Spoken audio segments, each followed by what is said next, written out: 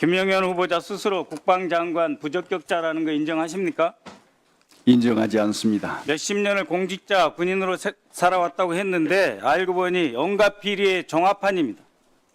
지금까지 상습적으로 공직자윤리법을 위반해 왔습니다. 법무법인 취업 후 1년 4개월간 취업사실 신고 안 했습니다. 취업심사도 없이 육군협회 지상군 연구소장에 취업했습니다. 강연, 세미나 단 2번 참석하고 900만 원 받았습니다. 후보자는 이수페타시스라는 기업에 취업했는데 군 시절 이수건설에 특혜를 제공하고 전역한 후 그 대가로 전혀 경력이나 전문성과 상관없는 이수페타시스에 취업했다는 의혹이 있습니다. 한편 후보자 딸은 2005년부터 2011년까지 프랑스와 영국에서, 아들은 2014년부터 23년까지 미국에서 각각 7년과 10년을 유학했습니다. 후보자는 그 기간 동안 아파트 2채를 매입했습니다. 자식 둘을 미국, 영국, 프랑스에 도합 17년간 유학 보내고 그동안 서울 시내 아파트 2채 샀죠. 이것이 군인 월급으로 가능합니까? 아까 그나마 모아둔 돈 쌈짓돈으로 우리 군인들 고생한다 했는데 본인은 왜 이렇게 사셨습니까? 자녀 유학 비용, 아파트 구입 비용의 출처, 재산 형성 과정 자료 제출해 주시기 바랍니다.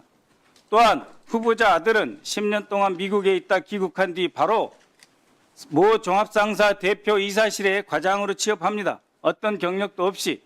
그런데 고정급 500만 원이라는 딱 떨어진 금액을 받습니다. 아파트 한스가 강하게 의심되는 상황입니다. 세원 종합상사 전 대표이사 최두원 씨를 모른다 하지는 않을 것입니다. 방금 부동산 말씀드렸는데 지난 10년간, 9년간 정확하게 부동산 비리 내역입니다. 후보자는 2020년 7월 1일부터 첫째 딸로부터 홍은동 소재 부동산 5억 5천만 원을 샀어요. 딸이 아빠에게 집을 팔았습니다. 부모가 자식에게 증여 상속은 받지만 자식이 부모에게 아파트를 팔았습니다. 매우 비정상적입니다. 양도소득세, 증여세, 자금 출처, 입금 송금 내역, 증빙자료 제출해 주십시오. 제가 부적격자라고 했지요. 화면 봐주십시오. 북악산 청와대입니다.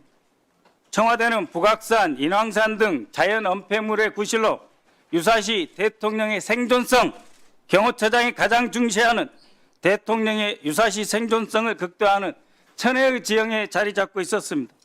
지하 벙커에는 최첨단 통신, 영상시설을 갖추고 북한의 폭격에도 버틸 수 있다고 합니다. 그런데 후보자가 대통령실 용산 이전 주도했죠.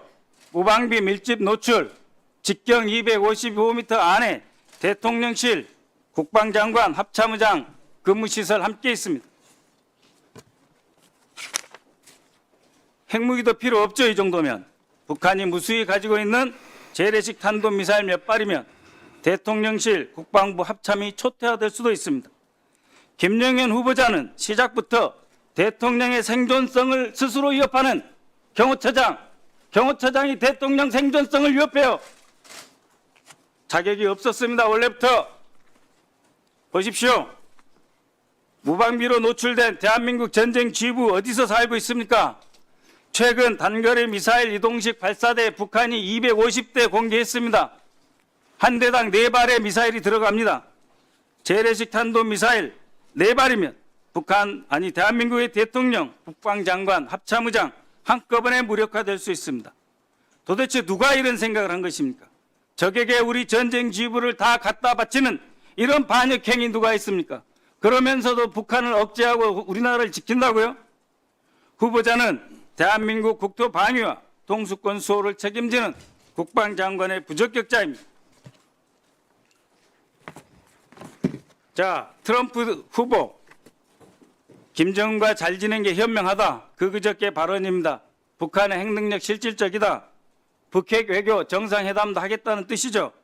그런데 장관 후보자를 비롯해서 안보 수뇌부, 안보실장은 또 후보자는 방금 즉, 강, 끝 핵무장의 모든 수단과 방법이 있다.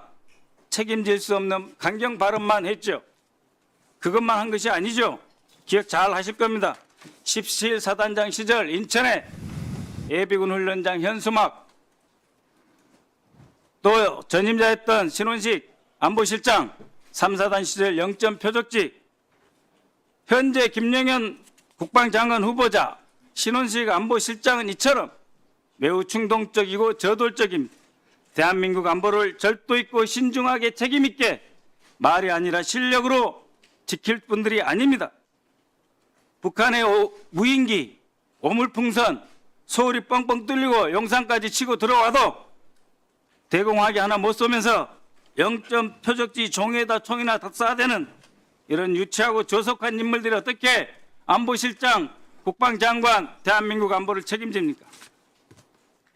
우리 군 역사의 가장 큰 오점으로 남아있는 하나에 그 뒤로 뭐가 있었습니까? 알짜회, 그 다음 충암파, 용연파가 있습니다. 김영현 후보자 관계 있는 사람들 승승장구 이제 하나의 계보를 형성하고 있습니다. 이 정도면 제2의 하나회입니다. 충암파가 용연파로 확대되었죠. 하도 인사에 개입해서 국방장관 위에 국방상관이라고 하지 않습니까? 후보자는 과거에 왜 당나라 군대가 되는가? 정치권의 인사 개입, 줄 세우기로 군주의 체계가 와해됐기 때문이다. 이런 말을 했죠. 계엄 준비를 위해서 가장 충성스러운 사람을 쥐어지기에 채워 넣습니까? 아니면 그런 사람만 지금 계속 고르고 있죠? 후보자, 질문입니다. 대답하세요. 최근 이준우 수방사령관, 각종군 특전사령관, 여인영 방첩사령관을 한남동 공간으로 불렀죠. 출입 기록을 남기지 않으려고 입구에서 경호처 직원의 안내로 불러들여서 무슨 얘기했습니까? 계엄 이야기 안 했습니까? 내란 예비 음모로 비칠 수 있음을 명심하십시오. 네, 박선우 의원님 수고하셨습니다. 후보자님, 지금 박선우 의원님께서 질의를 하셨는데 특히 그 요점 중에 하나가 대통령실 이전과 관련돼서 대통령의 생존성을 국군 통수권자의 생존성을 얘기를 하셨거든요. 문재인 정부에서도 광화문 시대를 열겠다 그러면서 유흥준 전 문화재청장을 중심으로 해서 퇴근길에 국민들을 만나겠다 이렇게 말씀하시면서 이전하는 거를 검토하셨었거든요. 그러면 그때의 생존성 또 그때 걸 다 포함을 해서 검토를 하셨는지 그런 부분도 해서 답변을 좀 해주시기 바랍니다. 네, 위원장님 감사합니다. 답변 드리기 전에 우리 박선원 의원님 말씀 동의할 수 없습니다.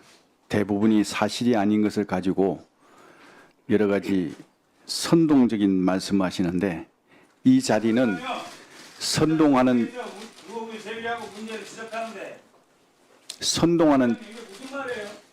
선동이라뇨? 우선 아니 저기 아니 선동이에요.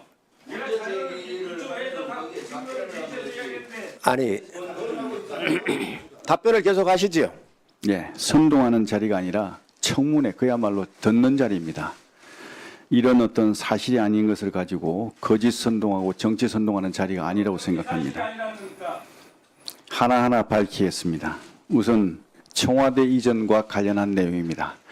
청와대 이전은 권위주의 권력의 상징에서 벗어나기 위해서 역대 대통령님들께서 국민께 공약하고 실천해 오신 겁니다. 그런데 모두 실패하셨습니다. 실패하신 것을 디딤돌 삼아서 지금 윤석열 대통령께서 성공을 하신 겁니다. 국민과의 약속을 지키신 겁니다. 국민과의 약속을 지키고 70년간 묻혀있던 청와대의 역사가 담긴 청와대를 국민의 품으로 돌려드린 겁니다. 이게 비난받을 일이 아니라고 생각합니다. 여기에 대한 것은 차츰차츰 설명드리도록 하겠습니다.